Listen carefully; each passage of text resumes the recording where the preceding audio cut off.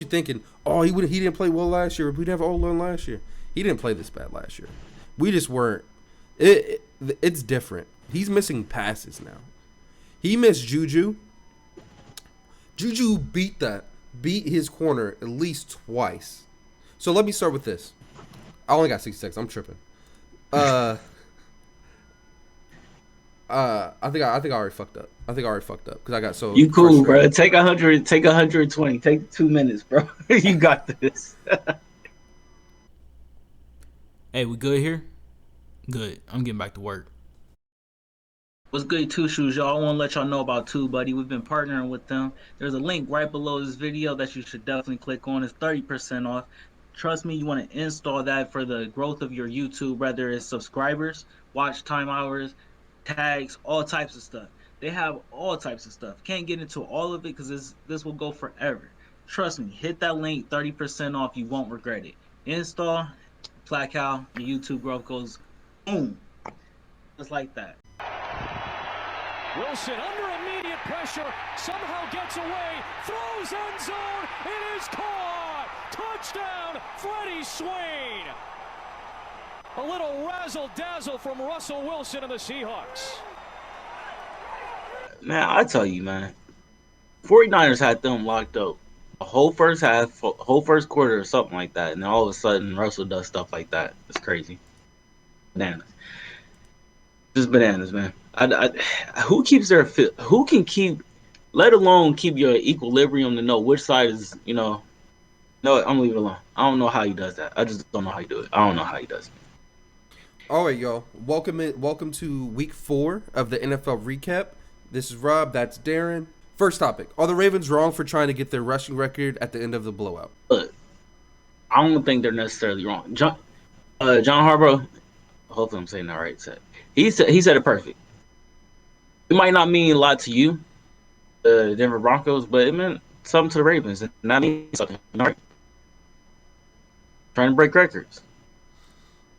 Um, that actually makes a lot of sense to me. That actually makes a lot of sense to me. So I'm okay with it. Yeah, I don't got a problem with it either. I mean, the only thing I would have said is probably not rushing Lamar Jackson for the last 4 yards. But hey, you gotta do what you gotta do, right? Also, I don't consider I don't consider that running up the score. It's one thing to like keep throwing the ball at the end of the game. I think that's turning into what baseball players. I don't want the NFL to turn into baseball where they complain about every little thing as unsportsmanlike, and then they're trying to fight every 2 seconds. I think that's the stupidest shit in the world. Just play the game, finish the game, shake hands after, and keep it pushing. Nobody stomped on nobody's logo. Nobody was pissing on nobody. So let's just keep it pushing. You know what I'm saying? Yeah, and not only that, it was 4 yards. And it's not like they was trying to get a touchdown. It wasn't like it was 4 yards to the touchdown or something like that. And it wasn't like they did more than the 4 yards. I think he got the yards and then sat down. So Oh yeah, that's just overreaction. That yeah, I sounds like a think I think non-story. it's a little much. And I think they're also reacting to the fact that they lost their first game. Broncos lost their first game. So I think that also has something to do with it. They lost their first game at home this year. So we'll see. I don't know.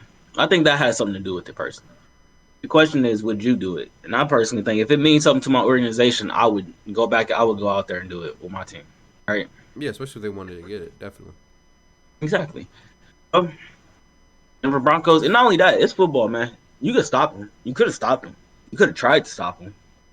I'm sure you did, but you could have That's what tried to that's stop them. what that's what I always go back to. If you don't like how somebody's doing something or how somebody's winning the game, go stop them and go win the game. Because I guarantee that nobody's dancing after a loss. That's all I'm saying. If you don't want Cam, you people, remember Cam Newton's year 2015 and the dab and all of that, and then Super Bowl. You saw how that ended. So just gotta go out there and beat them, man. If you want to shut them up, go out there and beat them. Point blank. wait. Period. So the year he started dabbing was the year he went to the Super Bowl. That was the same year. Yeah, he won MVP and all of that, and then I went to remember the Super that. Bowl.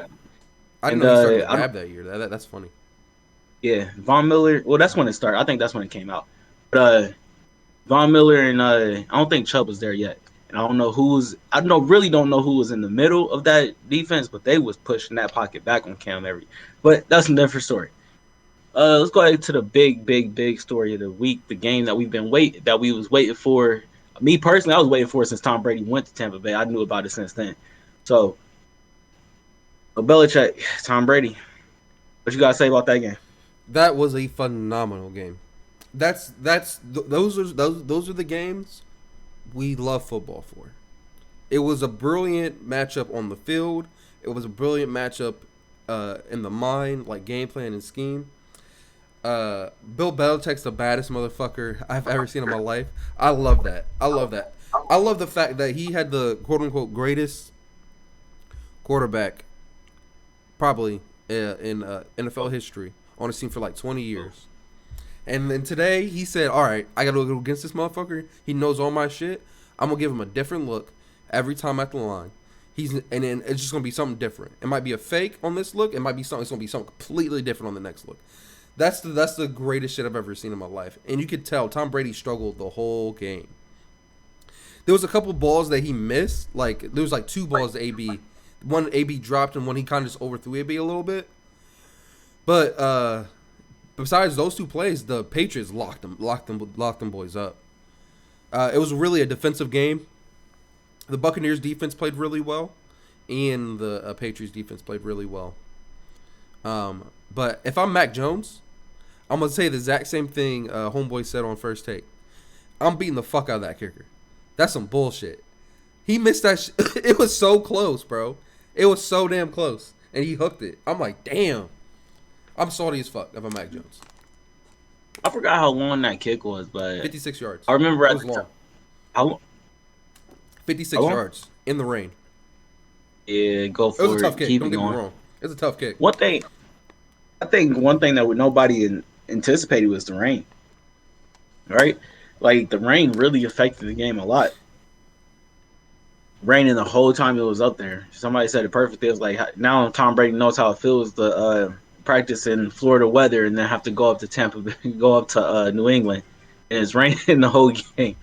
But yeah, man, I think it was a great game. It was a great game. Both defenses really stepped up. Bill Belichick showed why he's the genius on defense. That was pure art. Just pure art. I don't know how else you can describe it. Yeah, I really don't know. That's savant. That's a savant. That's a football savant running a defense. I don't know how to explain it. I really don't. You know what's he did a great job. About it too? Not to cut you off. You know what's a great part about it too?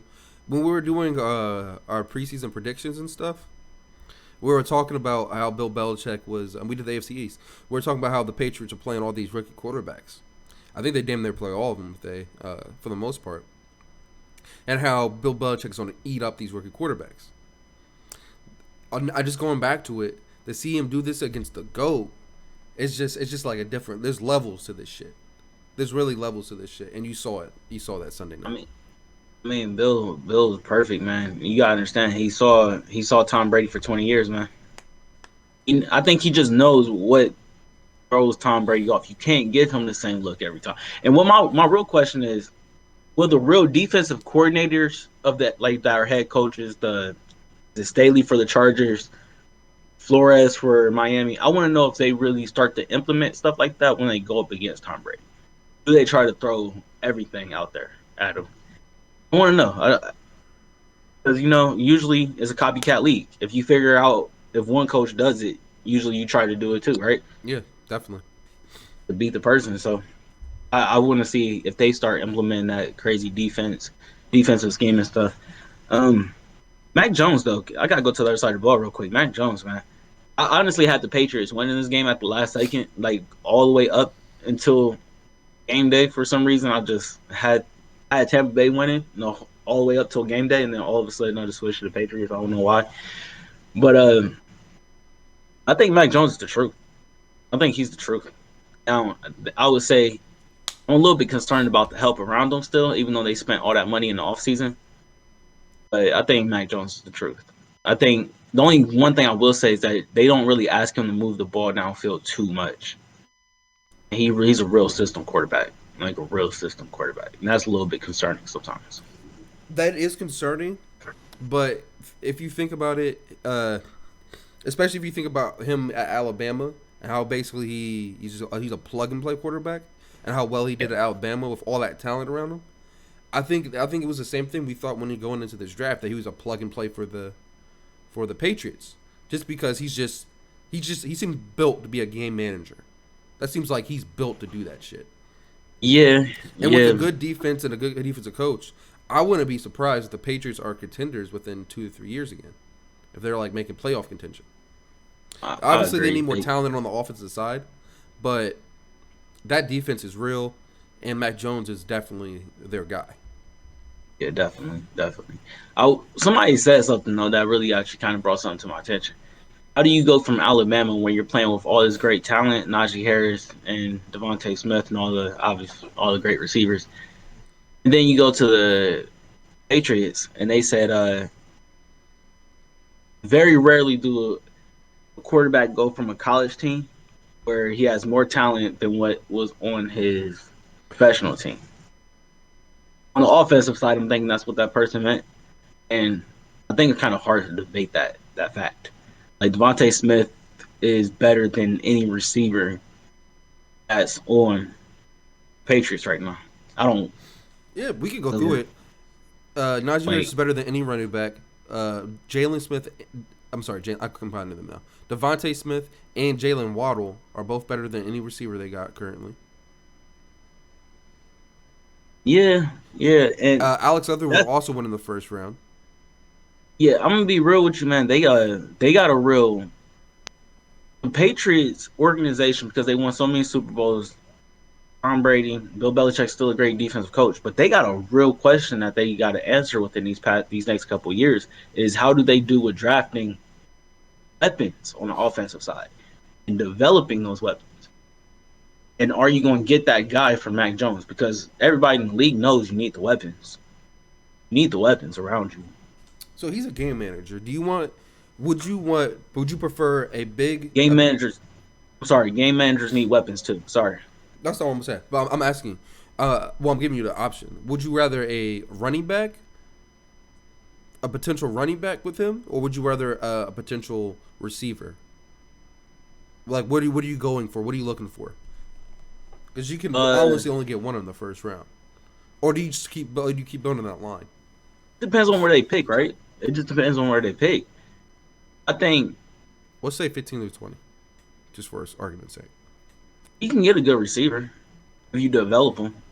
It's all about how you develop them. I mean, personally, don't get me wrong. If there's like a Christian McCaffrey out there, Saquon Barkley, go get somebody for him so he doesn't have to be Tom Brady.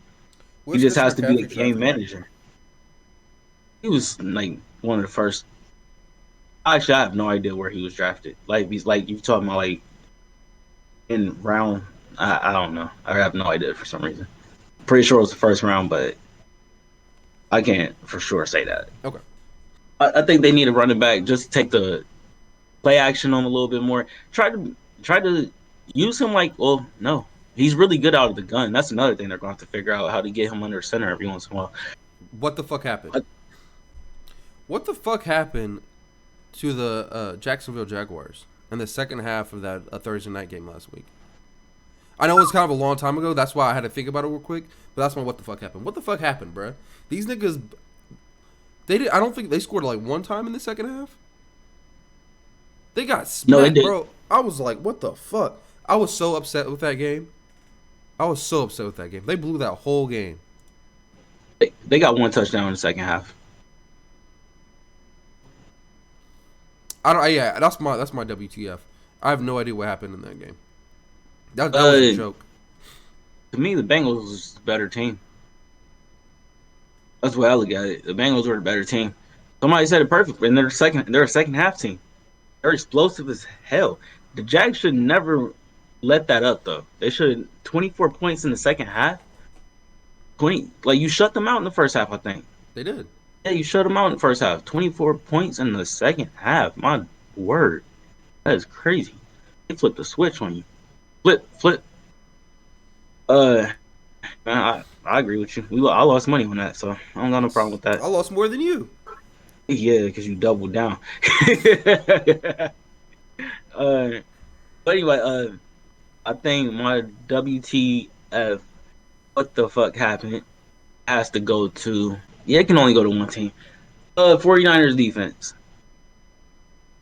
Why? Y'all, what happened? Like 2 years ago, they were the dominant defense in the NFL. 2 years ago, y'all were the dominant defensive line. The secondary was good because of the defensive line. Brett Warner, obviously still great, obviously. Bosa, Ward. Now y'all playing so great in the first half. And then all of a sudden, what's happening? This isn't just I would I would let it go if it was just the Seahawks.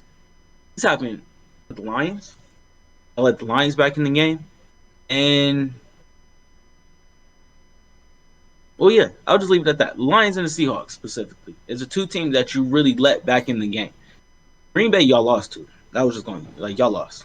Obviously, y'all let Aaron Rodgers go down the field at the last second, but that's Aaron Rodgers. I don't blame y'all for that. Russell Wilson coming back from what 7 points. I had y'all losing this game the second Jimmy Garoppolo went out, but not as bad as this happened. Maybe I was thinking the score was going to be like 17-7, 17-10, 21-17, 21-14. No, y'all gave up too much in that second half, and it doesn't. That defense needs to step up. I'm very very disappointed in that defense. Extremely disappointed in that defense. There was no way going into this season that I thought there would be two defenses in that division better than the 49ers. I'll leave it at that. Maybe the Rams, but not the Cardinals. Leave it at that. All right, for my 60-second wrap up, I got to talk about my sad Pittsburgh Steelers.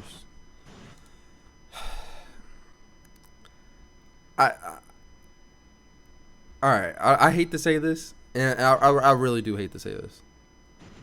I still think it's really early in the season, and we could still make a 500 run for this.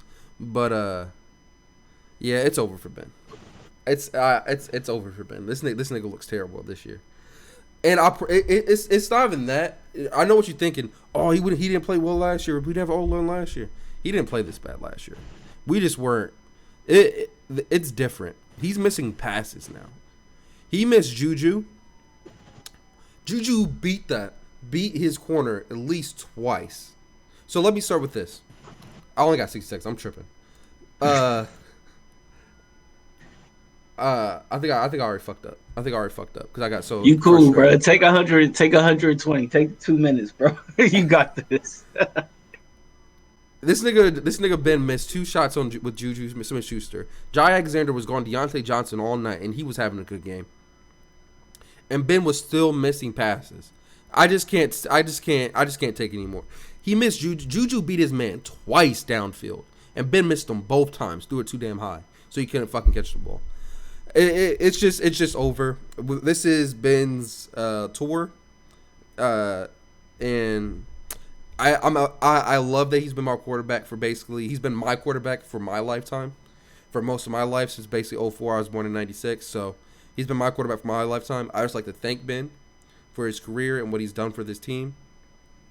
I want him to ride out on a golden chariot this season, and we can just move on to our next chapter and the Pittsburgh Steelers line of quarterbacks.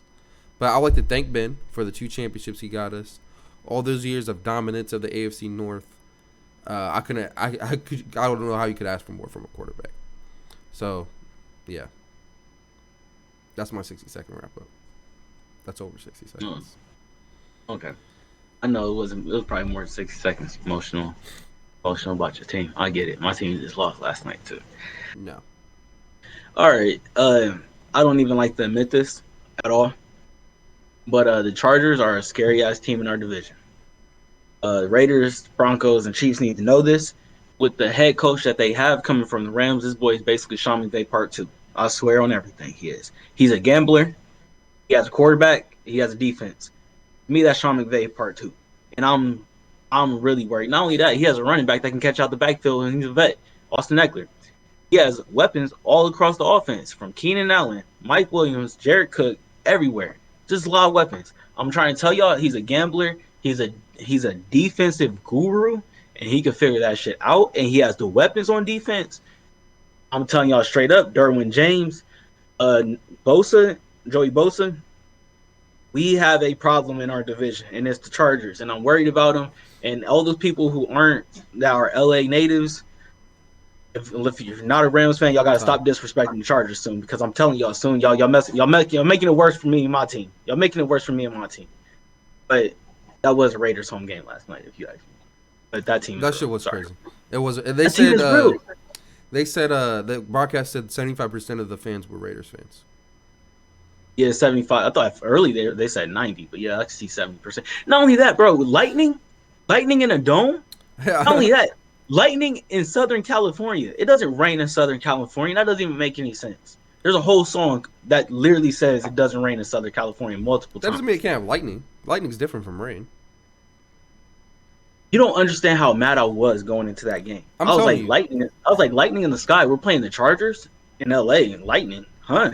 I was like, there was a minute where I was like, yo, I think we're going to lose this. And you heard me when our offense first took the field. I was like, we look flat. I'm worried about the Chargers because they got their coach. Look, they got Justin Herbert. They had him last year. Now they have a real coach. This boy is real. I am legitimately petrified. Andy Reid's an offensive guru. We know what he is. Mm. This nigga's a defensive guru. We don't have that in our division besides Vic Fangio, and they don't have a quarterback, especially with Teddy Bridgewater out. They don't have a quarterback right now. So you can be a defensive coach without a playmaking quarterback because he can't overcome you not calling a good offense for him or not having the offensive weapons. Chargers are the most balanced team in our division, and that is scary. I'm trying to tell you, that is scary. That head coach is scary. No question. I don't even like to say that. I really don't, because we have a defensive line. Our whole secondary is hurt right now. Broncos got good defense, but Bradley Chubb is out right now, which means something big. They have a really good defense, but it's not going to matter if you can't get off the field, if you can't stay off the field because your offense is giving the ball back with Drew Lock and stuff. The Chargers are just playing so complimentary football. I'm telling you, it's the head coach. To me, I love Justin Herbert. I saw him last year. I saw him the year before. I knew what he was at Oregon. But my goodness, Staley, the head coach, is the piece that the Chargers needed, and I'm freaked out about it personally going forward. I do not love it. I do not love it. The Superchargers. All right. So we like to thank y'all once again for tuning in to another week 4 of our recap show. We'll be back next week for week 5. We'll see y'all then. Peace. Thank y'all again for watching our video. Make sure you like and subscribe down below. Also, make sure you go to our social media. We're on Facebook, Instagram, and Twitter. Also, we're on TikTok. It's at Inspired by Ambition. Our website is inspiredbyambitionpro.com.